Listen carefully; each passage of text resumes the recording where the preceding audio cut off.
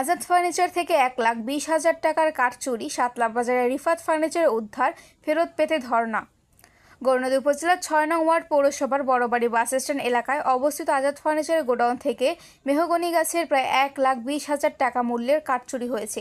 গত বুধবার গভীর রাতে অজ্ঞাত চোরেরা গোডাউন ভেঙে এসব কাঠ চুরি নিয়ে যায় বলে জানিয়েছেন মালিক। চুরির ঘটনার পর বিভিন্ন স্থানে খোঁজাখুঁজির এক পর্যায়ে শনিবার সকালে উজিরপুর উপজেলার সাতলা বাজারে অবস্থিত রিফাত ফার্নিচারে এই কাঠ পাওয়া যায়। সে সময় জিজ্ঞাসাবাদে রিফাত ফার্নিচারের মালিক দাবি করেন তারা অজ্ঞাত এক ব্যক্তির কাছ থেকে নগদ 12,000 টাকায় কাঠগুলো কিনে রেখেছেন। আজাদ ফার্নিচারের মালিক কাঠ ফেরত পেতে চাইলে রিফাত ফার্নিচার কর্তৃপক্ষ আপত্তি জানায়। পরে পরিস্থিতি জটিল হয়ে উঠলে তিনি জরুরি সেবা 999 ফোন করে পুলিশের সহযোগিতা চান। খবর পেয়ে স্থানীয় প্রতিনিধিরাও ঘটনাস্থলে গিয়ে সমঝোতার চেষ্টা করেন, তবে এখন পর্যন্ত চুরি যাওয়া কাঠ ফেরত পাননি আজাদ ফার্নিচারের মালিক। এই ঘটনায় তিনি গৌরনদী মডেল থানায় একটি লিখিত অভিযোগ দায়ের করেছেন।